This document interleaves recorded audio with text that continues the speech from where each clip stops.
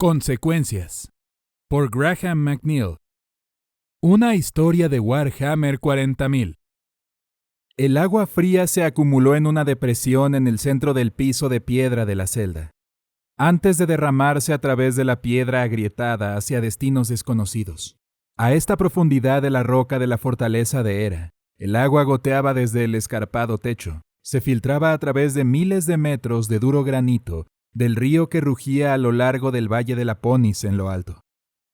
Solo un tenue rayo de luz proveniente de debajo de la gruesa puerta de hierro iluminaba la celda, pero fue suficiente para su ocupante, debido a la visión mejorada que le permitía ver casi tan bien de noche como de día. No es que hubiera nada que ver dentro de los húmedos confines de la celda, simplemente un anillo de hierro colocado en la pared donde un prisionero podía ser mantenido encadenado hasta el momento en que fuera sacado para sentencia o castigo. El ocupante solitario de la celda no estaba encadenado a la pared ni sujeto de ninguna manera. No tendría mucho sentido encadenar a alguien cuya fuerza podría fácilmente romper tales grilletes, arrancar el anillo de hierro de la pared, o que segregaba una saliva ácida que con el tiempo devoraría incluso el metal más fuerte. El prisionero ya había jurado que no intentaría escapar ni obstaculizar a sus carceleros de ninguna manera, y su palabra fue aceptada como verdad. Se sentó con las piernas cruzadas, apoyando su peso en las manos, manteniendo su cuerpo a 1 centímetro del frío suelo de la celda. Un tatuaje de águila se flexionaba en su hombro derecho, mientras tensaba y relajaba los músculos. Inscrito en la carne de su izquierda, había un número en la escritura rizada del gótico alto. El prisionero escuchó el ruido de pasos que se acercaban sobre el suelo firme. Goteó agua del techo y se bajó al suelo. Descruzó las piernas y se puso de pie con un movimiento suave. Su cabello era oscuro y corto, aunque más largo de lo que normalmente lo llevaba. Sus ojos tormentosos ardían con una amenaza prometida. 2 tachuelas doradas brillaban en su frente, y aunque era poderosamente musculoso, más alto y más ancho que los humanos más poderosos, sabía que era mucho más débil y delgado de lo que debía ser.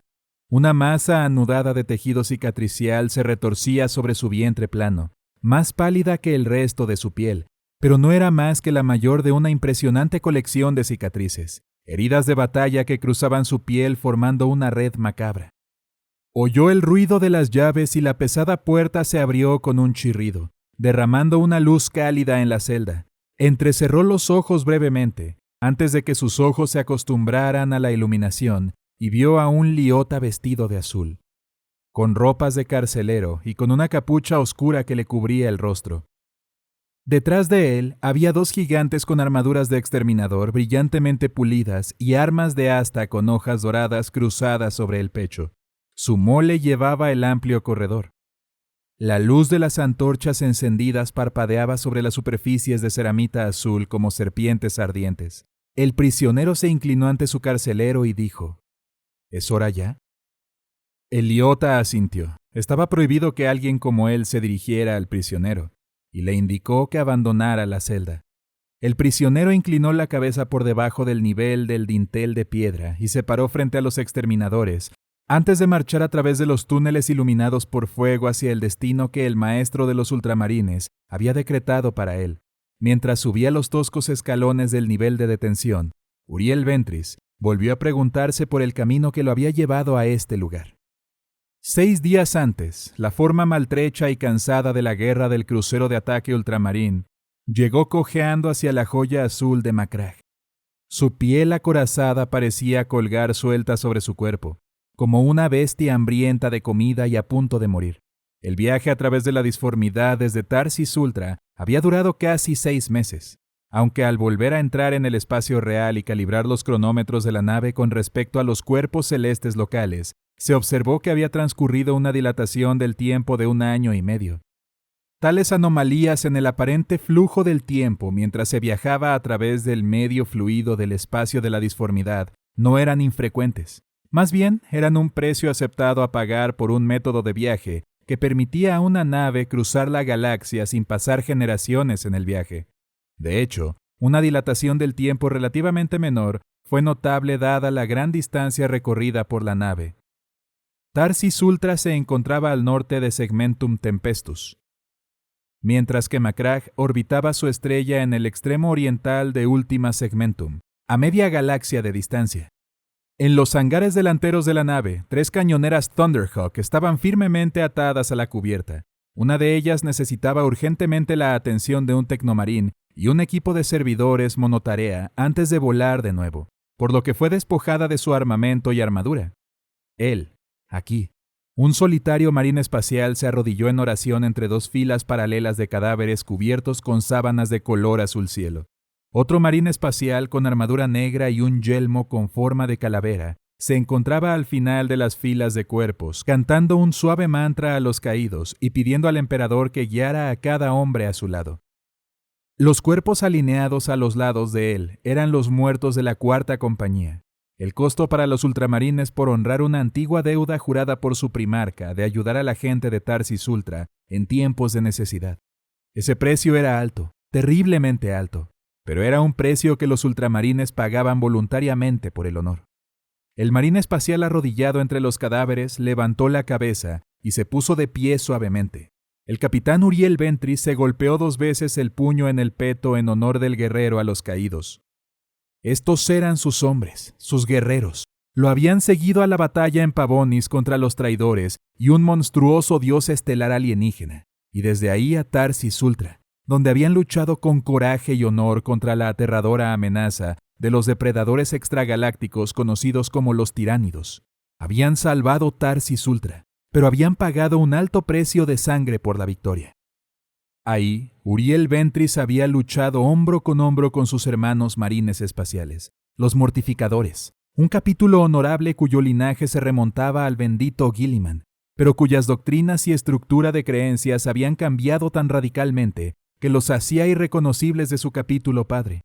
Para los Mortificadores, la muerte era venerada por encima de todas las cosas, y se buscaba la sabiduría de los muertos a través de las visiones de sus capellanes. Los ritos de sangre y la adoración de aquellos que habían pasado por esta vida en épocas pasadas eran la norma para los Mortificadores.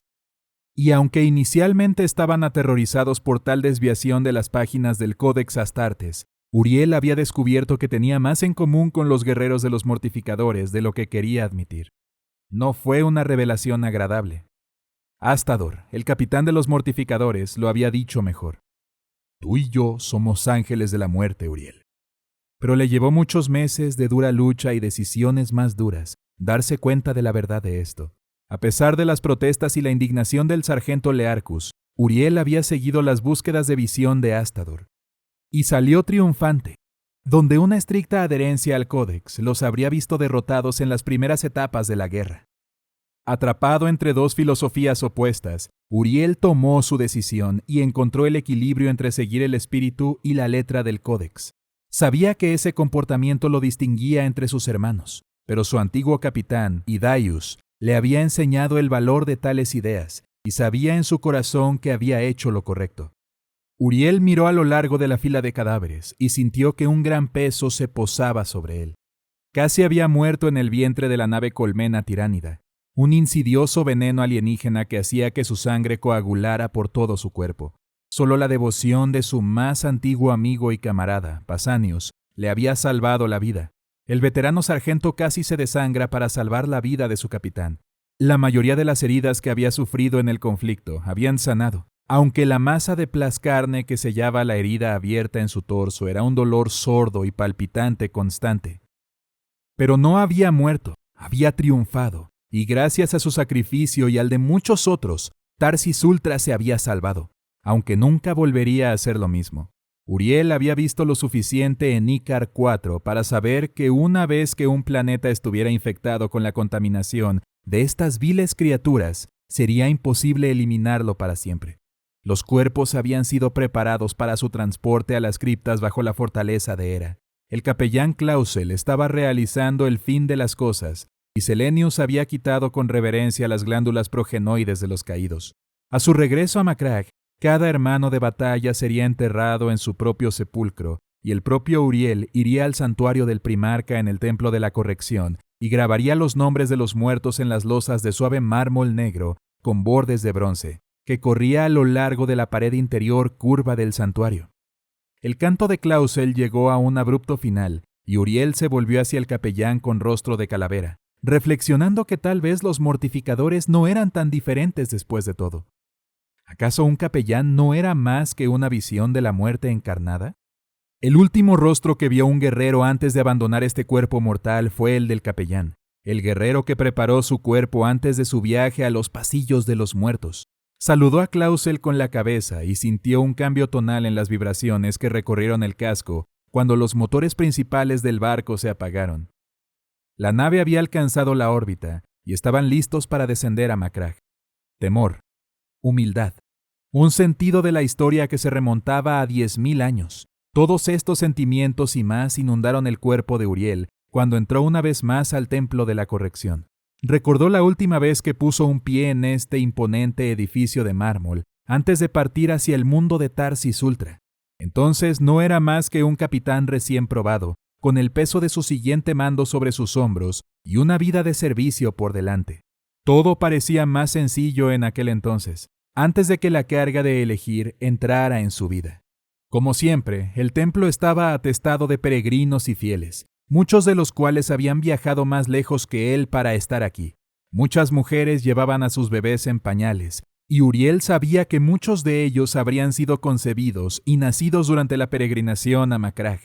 Las cabezas se inclinaban al pasar y lo seguían, gritando bendiciones. Se susurraron oraciones de agradecimiento porque uno de los elegidos del emperador había venido a este lugar para adorar con ellos. Uriel caminó por los pasillos de mármol, el blanco deslumbrante de las paredes veteadas con finas tracerías de oro y sepia, y el piso pavimentado con piedra de las rocas en la base de las cataratas de Hera. Finalmente entró en el santuario interior, rayos de luz multicolor saliendo de la gigantesca cúpula de arriba, refractado mediante un astuto artificio a través de los cristales que componían su estructura. Cada rayo se entrelazaba con los demás para crear un deslumbrante arcoíris interno. Cientos de personas se arrodillaron ante el suavemente resplandeciente sepulcro del primarca, alzando sus voces en cánticos de alabanza a su memoria. La sensación de asombro y éxtasis en la cámara era palpable, y Uriel se arrodilló sintiéndose indigno de mirar demasiado tiempo el rostro del padre fundador de su capítulo. Estar en presencia de un héroe tan magnífico del imperio, a pesar de que su corazón había dejado de latir hace casi 10.000 años, fue una experiencia humillante. Aún más por su propio sentimiento de indignidad después de las batallas en Tarsis Ultra.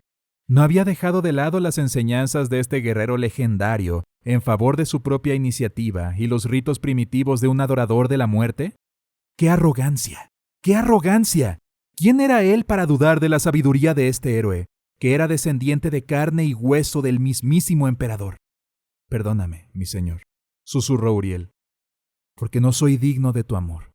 Vengo ante ti para honrar los nombres y las hazañas de tus hijos que cayeron en batalla. Lucharon con valentía y honor, y merecen un lugar a tu lado.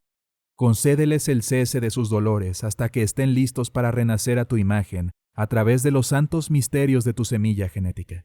Se puso de pie y se dirigió hacia las losas de mármol colocadas en la circunferencia interior de la pared, encontrando la sección designada para los miembros de la cuarta compañía. Tantas losas, tantos nombres de quienes dieron su vida por el capítulo. Se dirigió hacia la última losa que tenía nombres, y aunque tenía 78 nombres para tallar, no necesitaba ni lista ni registro para recordar a cada guerrero.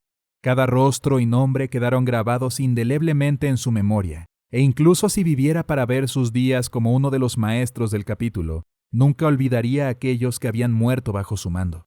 Sacó un pequeño cincel y un martillo de su cinturón, y comenzó a tallar delicadamente el mármol para formar el nombre. Alisó los bordes internos de cada letra con una piedra de lijar de bordes duros, listo para que aquellos más hábiles que él aplicaran la hoja de oro a cada nombre. Uriel perdió la noción del tiempo mientras revivía el carácter y la personalidad de cada guerrero a través del simple acto de tallar su nombre. La luz del día se atenuó. El arco iris de la cúpula se desvaneció y desapareció antes de resurgir a la mañana siguiente. Pasaron los días, aunque Uriel no se detuvo para buscar comida ni agua.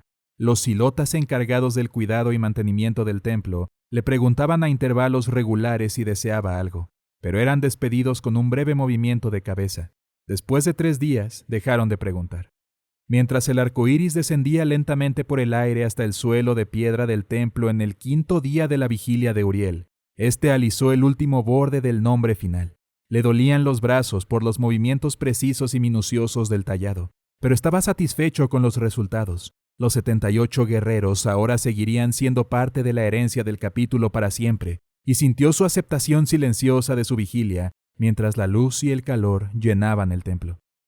Se puso de pie, se guardó las herramientas de artesano en el bolsillo y regresó al centro del templo. Aunque no había comido, bebido ni dormido estos últimos días, se sentía más renovado que nunca, como si un manantial fresco fluyera por sus venas, lavando al viejo Uriel y dejando solo a un dedicado guerrero del emperador en su lugar. Los cantos de los numerosos peregrinos resonaban en su cráneo, y Uriel sintió un gran abrazo de bienvenida. Uriel cerró los ojos y oró, dando gracias por tener la oportunidad de servir a su capítulo y al emperador. Se unió al canto de los peregrinos, y muchos fueron los rostros extasiados que brillaron radiantemente en la congregación reunida cuando su voz se unió a la de ellos. Cantaron al deber, al coraje y al sacrificio. Cantaron hasta quedarse roncos y no pudieron alzar más la voz. Cantaron hasta que las lágrimas brotaron de sus ojos, y un creciente sentimiento de hermandad llenó el templo. Una marea asfixiante de emociones brotó del pecho de Uriel a medida que más y más voces se unían al coro de alabanza. Cuando el último himno alcanzó un emocionante clímax, terminando en una eufórica ronda de júbilo, Uriel vio a un trío de marines espaciales con armadura azul bruñida entrar en el templo. Eso en sí no era nada inusual, pero entonces Uriel se dio cuenta de que el líder del grupo no era otro que el capitán Sicarius de la 2ª compañía, comandante de la guardia y maestro de la casa. Uriel también vio que los exterminadores que lo seguían estaban armados, algo normalmente inaudito dentro del santuario del primarca. Sicarius se detuvo ante Uriel y dijo: «Ventris». Aunque ambos eran capitanes, Sicarius todavía era mayor que él, por lo que Uriel inclinó la cabeza y dijo: «Capitán Sicarius, es un placer verlo de nuevo». Los rasgos graníticos de Sicarius eran más duros y fríos de lo que Uriel había conocido jamás. «Uriel Ventris de Cal», dijo Sicarius formalmente, «por el poder que me ha conferido Lord Calgar y el emperador de la humanidad, debes entregarte a mi cuidado para que yo pueda ponerte bajo la custodia de tus pares y efectuar su juicio sobre ti». Uriel sospechaba que ya sabía la respuesta, pero igual preguntó: «¿Bajo qué cargo?» «Herejía», escupió Sicarius, como si la palabra en sí le repugnara. «No pongas ninguna resistencia, Ventris. Hay más guerreros sin ella y no servirá de nada para crear discordia ante esta gente». Uriel asintió y dijo: «Gracias por dejarme terminar mi trabajo aquí. Sé que podrías haber venido antes». «Eso fue para los muertos, no para ti», espetó Sicarius. «Gracias de todos modos, capitán». Sicarius asintió hacia los exterminadores. «Llévenlo a las mazmorras». Los salones de Marnius Calgar, maestro de los ultramarines, estaban ubicados en la cima del pico más alto en las montañas, en medio de las cúpulas doradas y los templos con columnas de mármol de la fortaleza de Hera. Aunque el día era caluroso, el aire aquí era templado. Una fina niebla de agua de las cataratas de Hera absorbía lo peor del calor. Una estructura perfectamente simétrica, las habitaciones del señor del capítulo encerraban un patio central hundido que estaba abierto al cielo azul. Sus claustros envueltos en sombras frescas, sus balcones cubiertos con antiguos honores de batalla bordados en oro. En el centro chapoteaba una fuente espumosa, tallado a semejanza de Conor, el primer rey de batalla de Macragge. Estaba rodeado de estatuas que representaban a héroes de Macragge, muertos hace mucho tiempo, ingeniosamente dispuestas para que rindieran homenaje a su antiguo rey. La última vez que Uriel había puesto un pie ahí, había sido para recibir órdenes para partir hacia Pavonis, y había sido una ocasión trascendental para él. Ahora, después de una noche en el calabozo y despojado de su armadura, fue el escenario de su desgracia. Y peor aún, fue el escenario de la desgracia de su viejo amigo Pausanias, que estaba a su lado, igualmente esposado y vestido con una túnica azul. Aceptaría su propia caída en desgracia, pero ver a Pausanias arrastrado con él era casi demasiado para soportarlo. Rodeando a Lord Calgar estaban diversos maestros del capítulo presentes en Macragge, en cuyas manos estaba su destino final. El capitán Sicarius, maestro de la guardia, estaba sentado a su izquierda junto al capitán Galenus, maestro de las marcas, quien a su vez flanqueaba a Phineas Maxim, el maestro de la forja. Frente a ellos se sentaba el capitán Ixion, el jefe de habituallamiento, el capitán Antílocus, jefe de reclutas, y el heroico capitán Hageman, de la primera compañía. Los grandes y buenos de los ultramarines lo juzgaron, y a su cabeza estaba Lord Calgar, su señor feudal y señor del capítulo. Calgar parecía mayor de lo que Uriel lo recordaba, su mirada penetrante más triste y sus rasgos severos y pátricos más preocupados de lo que recordaba. La decepción en los ojos de su señor era demasiada, y Uriel bajó la mirada, con la vergüenza ardiendo en su pecho. Y el último de todos, sentado junto a Calgar, estaba Learchus. Learchus, sargento veterano de la cuarta compañía, había luchado junto a Uriel, y aunque le rompió el corazón, ahora sabía el origen de las acusaciones contra Pausanias y contra él mismo. Debería haberlo visto venir. En las últimas horas de la guerra en Tarsis Ultra, Learchus casi le había dicho que buscaría reparación por el flagrante desprecio de Uriel por la ley, el Codex Astartes. Por mucho que quisiera sentir ira hacia Learchus por esto, Uriel no podía sentir nada más que orgullo por su sargento. Era un ultramarín de principio a fin, y no había hecho nada malo. De hecho, si las circunstancias hubieran sido al revés, Uriel bien podría haberse encontrado donde estaba Learchus ahora. A alguna señal invisible, el capitán Sicarius se levantó de su asiento, su larga capa roja ondeando a su alrededor, mientras bajaba al patio hundido. Miró a Uriel y a Pausanias con expresión de odio, mientras sacaba un pergamino sellado con cera de debajo de su capa. Miró hacia Calgar, quien asintió solemnemente. Uriel Ventris, Pausanias Lisain. En el año 999 del 10º milenio del gobierno de su Majestad Imperial, por la presente, se le acusa de 17 cargos del delito de herejía. ¿Comprende la gravedad de estos cargos? Sí, dijo Uriel. Sí, dijo Pausanias, en un tono que no ocultaba su desprecio por esta audiencia. Aunque arrastrarnos hasta aquí después de la gran victoria que obtuvimos en Tarsis Ultra, no hace más que avergonzar los recuerdos de quienes murieron ahí. Luchamos contra el gran devorador con valentía, honor y fe. Aquí ningún hombre puede pedir más que eso. ¡Cállate!, tronó Sicarius. Contestarás solo las preguntas que te haga, y no deberás ofrecer más información que esa. ¿Entiendes? Los labios de Pausanias se curvaron, pero no dijo nada y se limitó a asentir. Aparentemente satisfecho, Sicarius rodeó la fuente y se paró frente a Uriel. Su mirada lo taladraba como si estuviera intentando obligarlo a admitir su culpa por pura fuerza de personalidad. Tú eres un protegido del capitán Hidaius, ¿no? Usted sabe que lo soy, capitán Sicarius, respondió Uriel tranquilamente. Responde a la pregunta, Ventris, replicó Sicarius. Mi rango es capitán. Todavía no me han declarado culpable y se dirigirán a mí por mi título hasta el momento en que este organismo pueda condenarme. Sicarius frunció los labios, pero sabía que no le serviría de nada insistir y aceptó de mala gana. Muy bien, capitán. Ahora, ¿podemos continuar? Sí, señor. Serví en la cuarta compañía bajo el mando del capitán Hidaius durante 90 años, antes de ascender a su capitanía tras su muerte en Tracia. ¿Podría describirnos las circunstancias de su muerte? Uriel respiró hondo para calmar su creciente temperamento. La historia de la batalla final de Hidaius era bien conocida por todos los hombres presentes, y no veía ningún sentido en reiterarla. Capitán Ventris, le hice una pregunta. Muy bien, comenzó Uriel. El mundo de Tracia era uno de los que se habían rebelado contra el gobierno legal de los representantes del emperador del sector Ulenta, y se rumoreaba que el levantamiento había sido instigado por seguidores de los poderes ocultos. Estábamos asignados a las fuerzas cruzadas del inquisidor Apolion, y se nos había asignado la tarea de realizar varios ataques quirúrgicos contra posiciones enemigas clave para facilitar el avance de las unidades de la Guardia Imperial que se acercaban a la ciudad capital de Mercia. ¿Cuál fue tu misión final en esta cruzada?, preguntó Sicarius. Las unidades de guardia avanzaban a lo largo de un frente estrecho, con un flanco abierto al asalto a través de varios puentes. A los escuadrones de la cuarta compañía se les encomendó la tarea de destruirlos. Seguramente sería una tarea fácil. En teoría sí, capitán. La inteligencia indicó que los puentes estaban ligeramente controlados por una oposición de mala calidad. Pero resultó que ese no era el caso, ¿verdad? preguntó Sicarius. No. El puente 2-4 estaba en manos de tropas inferiores y fácilmente nos ocupamos de ellos sin pérdidas. Una vez que el puente fue nuestro, comenzamos a prepararlo para su destrucción, bajo la dirección del tecnomarín Thomasin.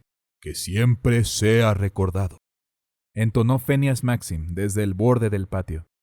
¿Y entonces qué pasó?, preguntó Sicarius.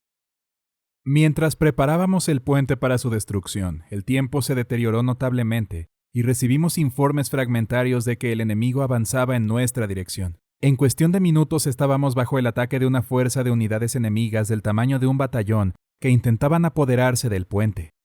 Una perspectiva aterradora, observó Sicarius. En este caso no, dijo Uriel. Aunque esta oposición era de mayor calibre que la encargada de mantener el puente, pudimos mantenerlos a raya. Aunque en el curso de los combates, nuestra nave Thunderhawk fue derribada por tanques antiaéreos enemigos. Así que estaban atrapados, afirmó Sicarius. Una situación verdaderamente desesperada. ¿En qué momento el enemigo volvió a atacar? Justo antes del amanecer fuimos atacados por guerreros de la Legión de los Amos de la Noche. Un grito ahogado colectivo recorrió el patio. Aunque todos los guerreros conocían las legiones caídas, escuchar su nombre pronunciado con tanto descaro fue todavía un shock. Mencionar esas cosas era tan indecoroso como increíble. Pudimos contenerlos, pero a medida que la batalla se prolongaba, pronto quedó claro que no podríamos mantener nuestra posición. ¿Entonces qué hiciste? Los explosivos estaban preparados, pero el tecnomarín Thomasin había muerto en el ataque final. Sin su mecanismo detonador no teníamos forma de activar las cargas para destruir el puente. Durante la noche el capitán Idaius había enviado a nuestros escuadrones de asalto para intentar detonar los explosivos manualmente usando granadas crack. No tuvieron éxito, pero el principio era sólido. Disculpe, capitán Ventris, pero no entiendo, dijo Sicarius, inclinando la cabeza hacia un lado. ¿Qué no entiende, capitán? Este plan de Idaius obviamente es uno que no se refiere a la táctica del Codex Astartes. ¿Está seguro de que ese era su plan? Uriel estaba a punto de responder que por supuesto que sí, cuando lo asaltó un repentino recuerdo de la frenética batalla en el puente 2-4. Sicarius sonrió y Uriel vio con qué destreza lo habían manipulado para admitir su culpabilidad. Sacudió lentamente la cabeza. No, no era el plan del capitán Idaius, dijo. Era mío, señor. Sicarius dio un paso atrás, con los brazos levantados a los costados. Entonces era tu plan, dijo triunfantemente. Pero funcionó, maldita sea, rugió Pausanias. ¿No puedes ver eso? El puente fue destruido y la campaña se ganó. Eso es irrelevante, respondió Sicarius. Una victoria no es una victoria a menos que se consiga con los principios del primarca. Todos hemos leído sobre los mortificadores en los informes posteriores a la acción del capitán Ventris de Tarsis Ultra. Todos vemos dónde está el camino de la desviación del Códex. Dígame, sargento, ¿quiere que nos convirtamos en los mortificadores? Pausanias negó con la cabeza. No, claro que no. ¿Pero quieres que sigamos sus métodos? No, eso no es lo que dije, gruñó Pausanias. Solo quise decir que cualquier violación del códex que hicimos fue muy pequeña. Sargento, dijo Sicarius, como si se dirigiera a un niño pequeño. Nuestra fe en el códex es una fortaleza, y ninguna grieta en la fortaleza puede considerarse pequeña. Si damos pequeños pasos en su camino, cada pequeña indiscreción se vuelve un poco más fácil, ¿no es así? Después de 100 violaciones de este tipo de las enseñanzas del códex, ¿qué importan otras 10 u otras 100? Por eso debe de ser castigado, capitán Ventris, porque donde tú pisas otros te siguen. Eres un capitán de los ultramarines y debes comportarte apropiadamente. Uriel miró furioso mientras Sicarius subía los escalones de regreso a su asiento, y el maestro de las forjas, Phineas Maxim, descendía al patio. Su piel dura como el cuero era del color del roble envejecido y completamente sin pelo. Los ojos oscuros y entrecerrados, uno de ellos reemplazado por un metriculador augméntico rojo parpadeante, paralizaron a Uriel mientras Phineas los rodeaba, con las manos entrelazadas a la espalda. Un cervobrazo, sibilante, doblado hasta quedar recostado sobre su espalda, jadeaba mientras se flexionaba al ritmo de su respiración, y sus pesadas piernas metálicas golpeaban la piedra del patio. He hablado con el tecnomarín Harcus, espetó de repente. Uriel sabía hacia dónde se dirigía Maxim y dijo: «Le ordené que desmantelara el Thunderhawk hasta dejarlo completamente desnudo. Solo estaba obedeciendo mis órdenes y no se le debe culpar por sus acciones en Tarsis Ultra». Maxim se acercó y bajó su atronador rostro hacia el de Uriel. «Lo sé», siseó. «Pensaste que no lo sabría». «No, señor», respondió Uriel. «Simplemente quería dejar claro el tema». «Dime por qué profanaste una máquina tan sagrada, una que había prestado un servicio honorable durante casi un milenio y que también te había llevado a la batalla en ocasiones numerosas para contar. ¿Cómo pudiste darle la espalda a un espíritu tan noble y tratarlo con tanta crueldad?» «No tuve otra opción, señor», dijo Uriel simplemente. «Sin elección», se burló Maxim. «Me parece muy difícil de creer». «Pero no miento, maestro», dijo Uriel sombríamente. «Para destruir una de las naves colmena de los tiránidos, teníamos que hacer que los láseres de defensa del planeta se dispararan nuevamente, y la única forma de hacerlo era transportar condensadores de energía nueva a un sitio que tuviera mayores posibilidades de matarlo. La única nave disponible que tenía alguna posibilidad de llegar a este sitio y regresar era la Thunderhawk. Incluso entonces me vi obligado a ordenar que la cañonera fuera reducida a su peso mínimo para garantizar que tuviéramos suficiente combustible para llegar y regresar. Enojaste su espíritu de guerra. Desde entonces le he ministrado y grande es su ira. Si yo fuera tú, no volvería a confiarle mi vida hasta que le hayas pedido perdón y realizado los ritos de obediencia necesarios». Maxim le dio la espalda a Uriel y regresó a su asiento, mientras uno por uno, cada uno de los maestros del capítulo se acercaba para resaltar un ejemplo del desprecio de Uriel por las enseñanzas del Codex Astartes. Lo sabían todo, desde las campañas de Pavonis y Tarsis Ultra, los eventos en el Pecio Espacial, Muerte de la Virtud y la batalla con los Eldars oscuros en el tramo de regreso del viaje. Su frustración creció a medida que se exhibía ante un ejemplo tras otro de su imprudencia. Si bien no podía negar la veracidad de estas afirmaciones, podía refutarlas con razón y pruebas de sus méritos, pero a medida que avanzaba el día, vio que los maestros del capítulo no estaban interesados en su verdad. Se había desviado del Codex Astartes, el crimen más atroz imaginable, y nada podría expiar tal abuso de confianza y fe. Mientras el sol se hundía bajo el techo de tejas de los aposentos de Lord Calgar, el temperamento de Uriel se estaba desgastando, y sabía que estaba en peligro de perderlo por completo. Estos hombres no querían la verdad, querían un chivo expiatorio para los muertos de Tarsis Ultra, y dar un ejemplo al resto del capítulo de que no había otro camino más que el Códex. Quería gritar su frustración, pero frunció los labios y reprimió su ira. Sombras violetas se alargaron en el suelo del patio. Las polillas del atardecer se congregaban alrededor de las antorchas que colgaban de los balcones. Marnius Calgar se puso de pie y recorrió con la mirada a los maestros reunidos antes de caminar hacia el centro del patio para enfrentarse a Uriel y a Pausanias. Miró a Uriel a los ojos, y Uriel lo miró fijamente a él. Cualquiera que fuera su destino, lo enfrentaría de pie como el guerrero que sabía que era, y al diablo las consecuencias. Finalmente, Lord Calgar dijo: «Me entristece ver qué ha sido de ustedes dos. Vi grandeza dentro de ti, y esperé que algún día hubieras ocupado tu lugar entre los héroes más poderosos de este capítulo, Uriel Ventris. Pero nada en esta vida está escrito en piedra, y estás ante mí acusado del más oscuro de los crímenes. Mañana tendrás la oportunidad de refutar a tus acusadores y presentar tu defensa. Piensa bien en lo que deseas decir. Les insto a pasar esta noche en oración. Busquen orientación en el emperador y recuerden sus juramentos de lealtad a este capítulo, y todo lo que alguna vez significó para ustedes la próxima vez que se presenten ante mí». Los primeros rayos de la luz de la luna coronaron el techo cuando Uriel y Pausanias fueron conducidos de regreso a sus celdas. La celda estaba oscura y llena de un olor a humedad e impotencia. Una cadena colgaba de un anillo colgado en la pared, y el agua goteaba del techo para desaparecer por una grieta en el suelo de piedra. ¿Acaso necesito encadenarte?, preguntó uno de los exterminadores, su voz silbando a través de su casco Vox. «No», dijo Uriel. «Tiene mi palabra de que no le daré problemas». El exterminador asintió como si hubiera esperado lo mismo y cerró la puerta de la celda, asegurándola con gruesas cadenas y protecciones metálicas. Uriel apretó los puños y caminó por la celda como un animal enjaulado. No intentaría escapar, pero mañana arrojaría cada una de las acusaciones que le habían formulado a quienes lo juzgaban. No habían sido testigos de las circunstancias que lo habían llevado a este punto. ¿Dónde estaban en las paredes de Tarsis Ultra? ¿Dónde estaban cuando se mantuvo desafiante ante el poder de un antiguo dios estelar y permitió que su vil mancha seno entrara en su mente? ¿Dónde estaban cuando él casi había muerto en su nombre?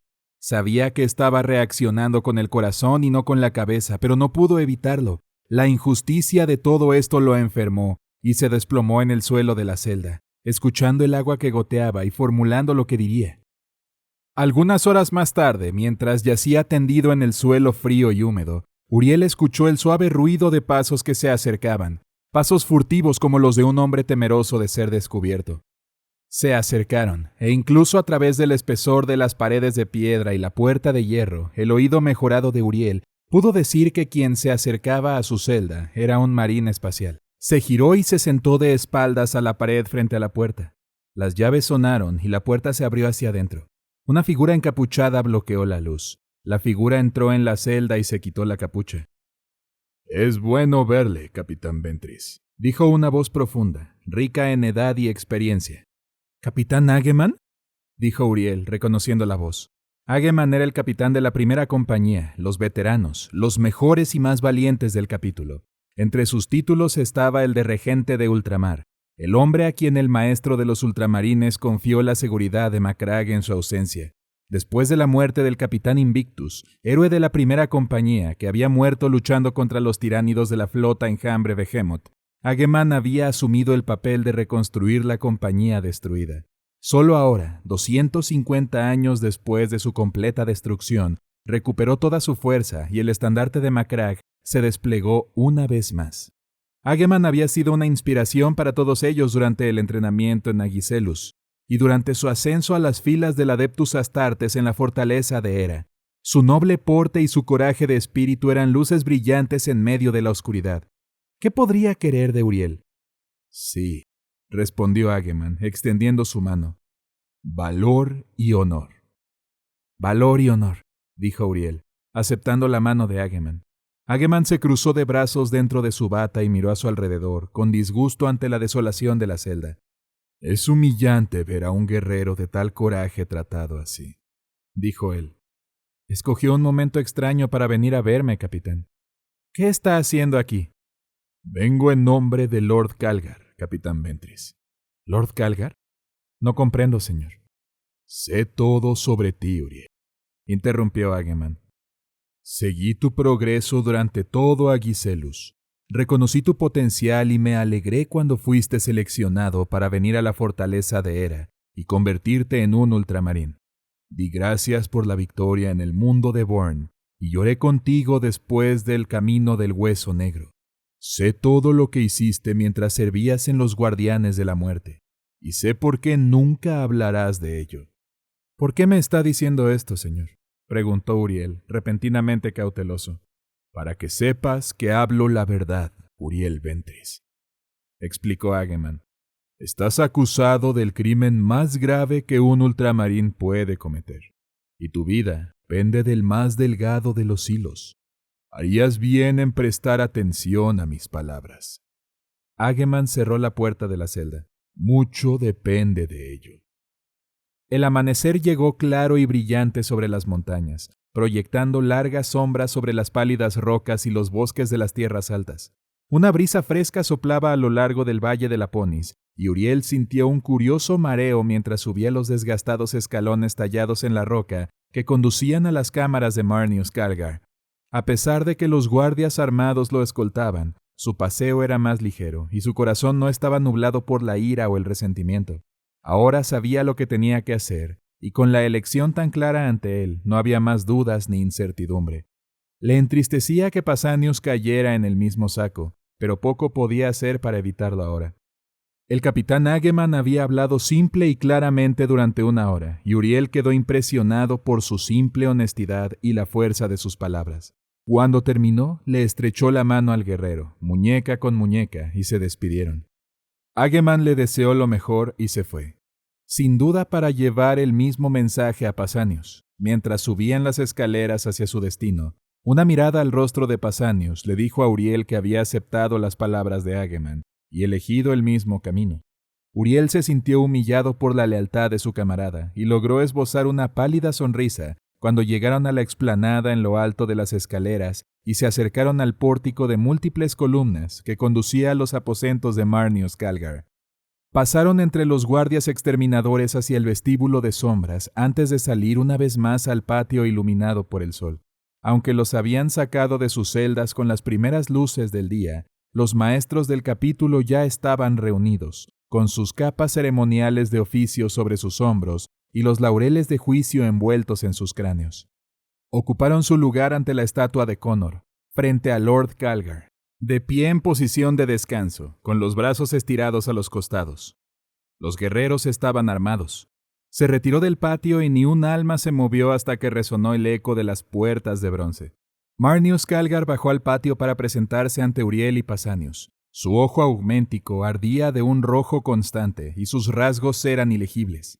Uriel sabía que Calgar había enviado a Hageman a sus celdas la noche anterior, y aunque sabía qué significaba su perdición, no pudo encontrar ira en su corazón por este acto, solo una simple comprensión de lo que significaba ser un verdadero ultramarín. El señor de los ultramarines caminó alrededor de la fuente, dirigiéndose a los maestros reunidos. «Hermanos ultramarines, hoy es el día del juicio. Hemos escuchado muchas cosas que condenan a estos guerreros ante los ojos de nuestros hermanos, pero somos hombres de honor y no pensaríamos en decidir su destino sin antes darles la oportunidad de refutar estos cargos y responder a las acusaciones en su contra». Calgar completó su circuito por la fuente gorgoteante y se paró frente a Uriel, fijando su mirada en él. «Capitán Ventris, tiene derecho a hablar y defenderse». Uriel respiró hondo y dijo: «Renuncio a ese derecho y acepto el juicio de mis señores sobre mí». Una oleada de sorpresa surgió de los maestros y se intercambiaron miradas apresuradas, cuando Lord Calgar asintió imperceptiblemente con la cabeza hacia Uriel. Calgar luego le hizo a Pausanias la misma pregunta y recibió la misma respuesta. Uriel vio que el rostro de Learchus se endurecía y supo que al sargento le dolía haber provocado esto, pero Uriel ahora sabía que Learchus no tenía más remedio que hacerlo. Le hizo un gesto con la cabeza a Learchus como un símbolo de paz y respeto entre ellos. Uriel se enfrentó al maestro de los ultramarines mientras éste le hablaba de nuevo. ¿No deseas rendir cuentas de ti mismo y presentar un alegato ante tus compañeros? No, señor, dijo Uriel. Me someto voluntariamente a su juicio. Lord Calgar se apartó de Uriel y ascendió a su trono, acomodándose su capa antes de dirigirse a los maestros reunidos. Estos hombres han roto la fe en el Codex Astartes, y según admiten ellos mismos, abandonaron sus enseñanzas. Comenzó Calgar. Su destino ahora está en mis manos, y mañana daré mi veredicto. Nos reuniremos nuevamente mañana al amanecer en la roca de Galan, donde se dictará sentencia. Aunque sabía que serían castigados, Uriel sintió que se le encogía el corazón mientras Calgar hablaba. La roca de Galan fue un lugar de ejecución. El ensordecedor ruido de las cataratas de la fortaleza de Hera. Torrentes de agua cayeron cientos de metros hacia las rocas irregulares de abajo, cayendo en cascada en un charco de agua glacial fría, cubierto de espuma. Las afiladas rocas blancas brillaban con cuarzo, y los abetos de las tierras altas de color verde esmeralda crecían hasta el borde de los acantilados. La luz del sol se deslizaba sobre las cimas de la montaña y bañaba todo con el brillo del oro fundido. Era, pensó Uriel, una de las vistas más hermosas que había tenido el privilegio de contemplar. Como si la naturaleza, al darse cuenta de que esto bien podría ser lo último que viera, se hubiera esforzado por producirle la visión más maravillosa a la próxima vida.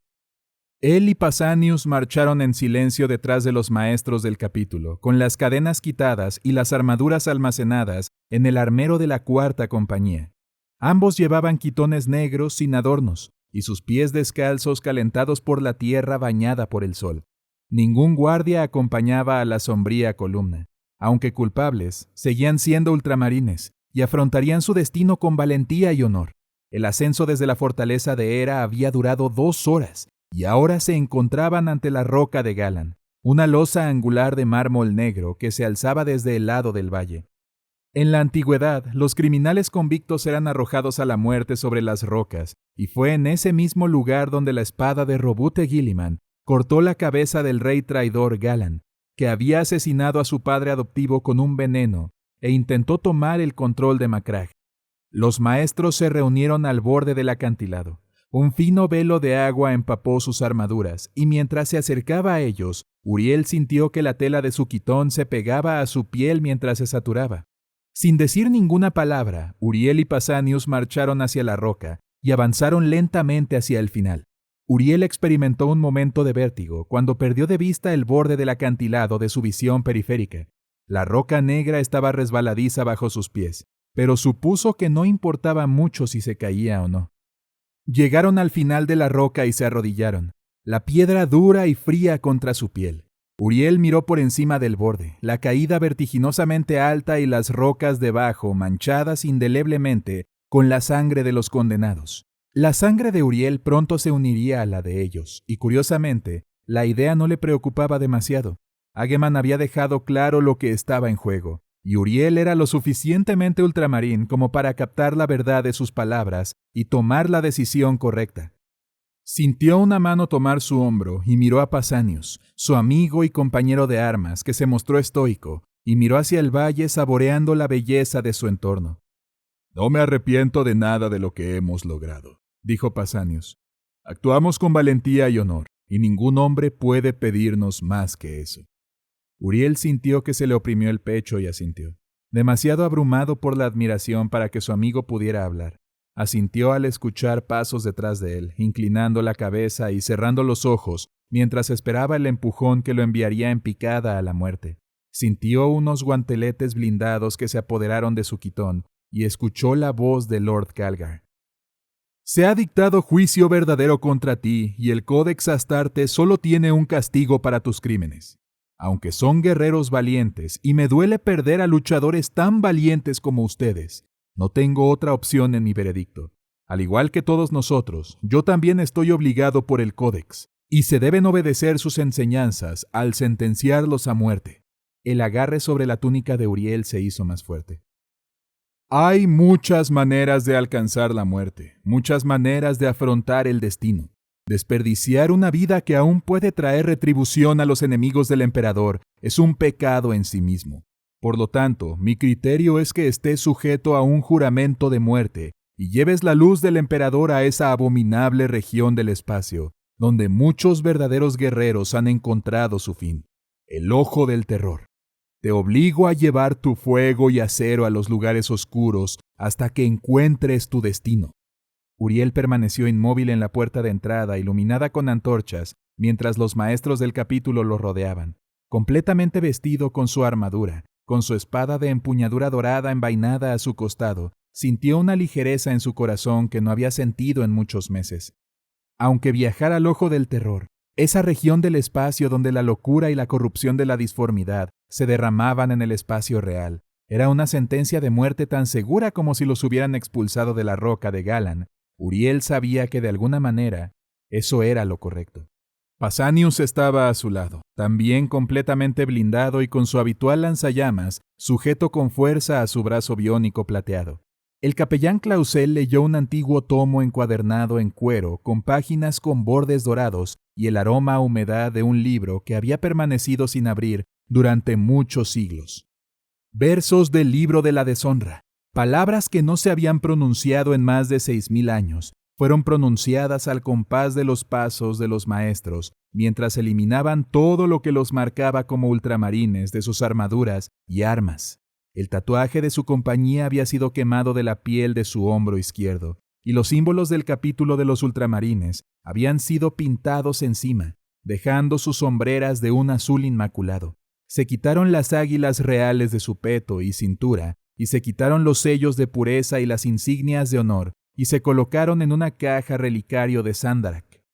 Learchus lideraría la cuarta compañía en su ausencia, y Uriel no podía pensar en nadie a quien preferiría tener al mando de sus guerreros supervivientes y reconstruir la compañía.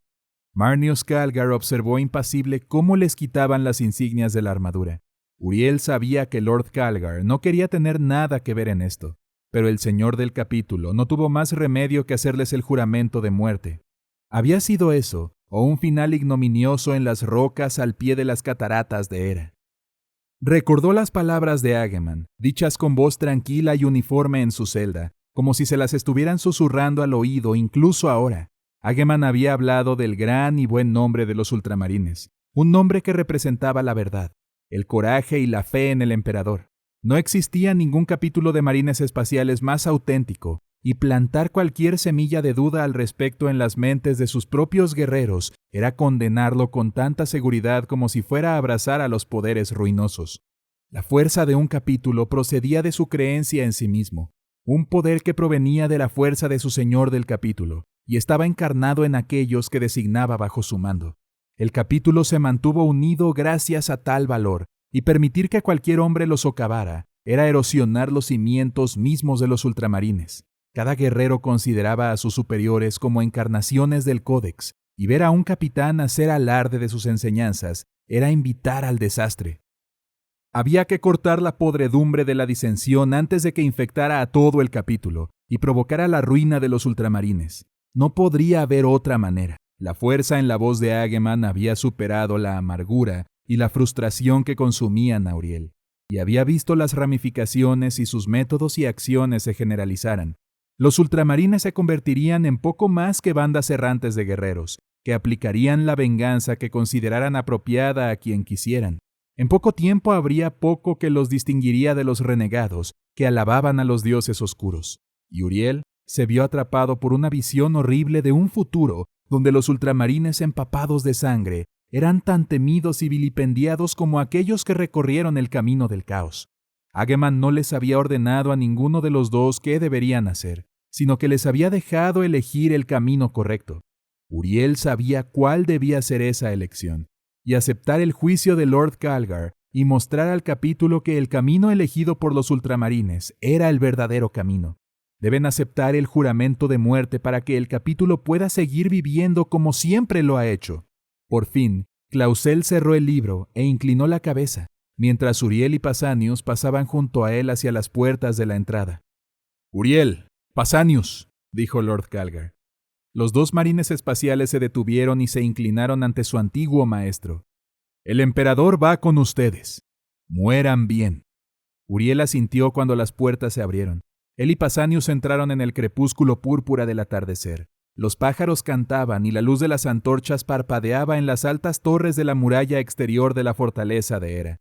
Antes de que se cerrara la puerta, Calgar habló de nuevo, con voz vacilante, como si no estuviera seguro de si debía hablar o no. «Varro Tigurius habló conmigo anoche», comenzó. «Me dijo que se le había concedido una visión tuya y de Pausanias en un mundo tomado por los poderes oscuros. Un mundo que sabía hierro oscuro, con grandes úteros de carne demoníaca ondeando con vida monstruosa y antinatural. Mientras observaba, los cirujanos caídos, como monstruos, los atacaban con espadas y sierras, y sacaban figuras manchadas de sangre del interior. Aunque parecían más muertas que vivas, estas figuras vivían y respiraban, altas y fuertes, un espejo oscuro de nuestra propia gloria. No sé qué significa esto, Uriel, pero su maldad es evidente. Busca este lugar. Destrúyelo. Como ordene mi señor, dijo Uriel, y caminó hacia la noche. Delante había una amplia explanada adoquinada. 2 líneas paralelas de ultramarines alineaban la ruta que tomarían hacia la puerta principal de la fortaleza. Toda la fuerza del capítulo en Macragge los esperaba. Más de 500 marines espaciales, con las armas cruzadas sobre el pecho y la cabeza en alto. Uriel y Pausanias marcharon entre las líneas de compañeros marines espaciales. Cada guerrero se cuadró y les dio suavemente la espalda a medida que pasaban. El muro exterior de la fortaleza se elevaba sobre ellos, y Uriel no pudo evitar mirar por encima del hombro la brillante maravilla de la fortaleza de Hera, mientras salía de su majestuosidad. La puerta dorada de 100 metros de altura se abrió suavemente, y Uriel sintió que lo invadía una tremenda sensación de adentrarse en lo desconocido. Una vez que cruzaran esa puerta, ya no serían ultramarines. Estarían entrando en la inmensidad de la galaxia para cumplir su juramento de muerte por sí mismos, y el pensamiento les hizo darse cuenta de lo que habían perdido a través de él. A medida que la puerta se acercaba, vio a Learcus en la línea de marines espaciales delante de él. Llegó hasta su antiguo sargento y vio que Learcus no le estaba dando la espalda como lo habían hecho todos los demás ultramarines. Uriel se detuvo y dijo: «Sargento, debe darnos la espalda». «No, capitán, no lo haré. Lo veré en su camino». Uriel sonrió y le tendió la mano a Learcus, quien la estrechó con orgullo. «Cuidaré a los hombres de la compañía hasta su regreso», prometió Learcus. «Sí, sé que lo harás, Learcus. Me despido de ti, pero ahora debes alejarte de nosotros». Learcus asintió lentamente y saludó, antes de darle la espalda a su antiguo capitán. Uriel y Pausanias continuaron su larga caminata y finalmente pasaron a la sombra del enorme muro y dejaron atrás la fortaleza de Hera. Y las puertas se cerraron de golpe.